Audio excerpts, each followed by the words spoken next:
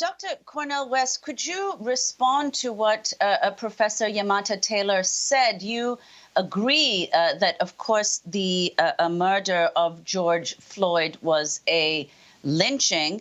You've also said that his murder and the demonstrations that have followed show that America is a failed social experiment.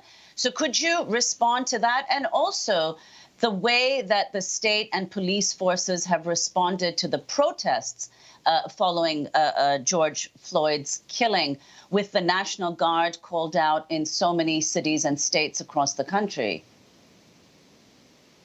Well, there's no doubt that this is America's moment of reckoning.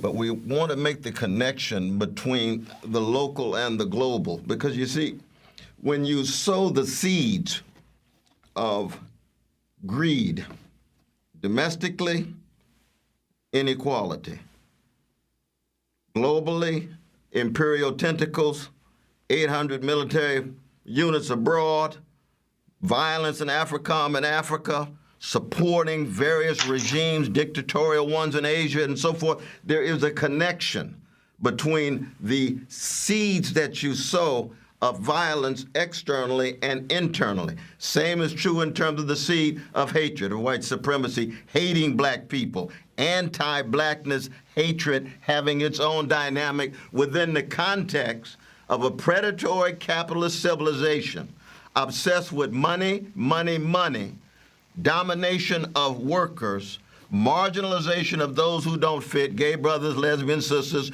trans, and so forth. So it's precisely this convergence that my dear sister Professor Taylor is talking about, of the ways in which the American empire imploding, its foundations being shaken with uprisings from below.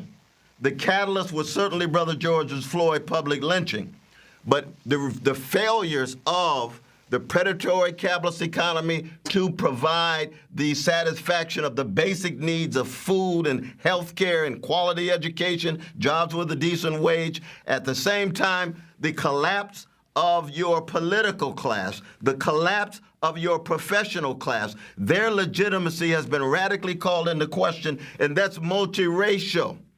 It's the neo-fascist dimension in Trump. It's the neoliberal dimension in Biden and Obama and the Clintons and so forth. And it includes much of the media.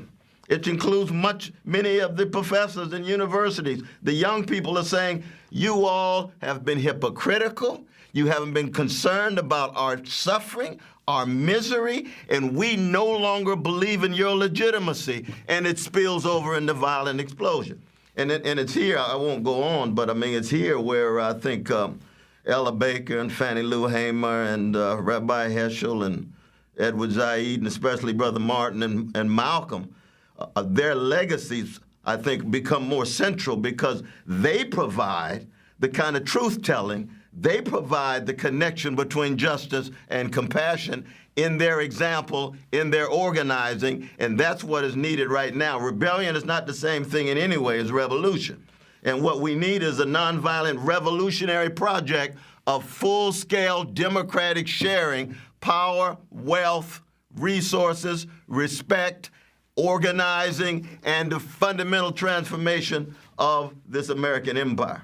And your thoughts, Professor West, on the governor of Minnesota saying they're looking into white supremacist connections to the looting and the burning of the city, and then President Trump tweeting that he's going to try to put Antifa, the anti-fascist activists, on the terror list, which he cannot do, and William Barr emphasizing this, saying he's going after the far left to investigate.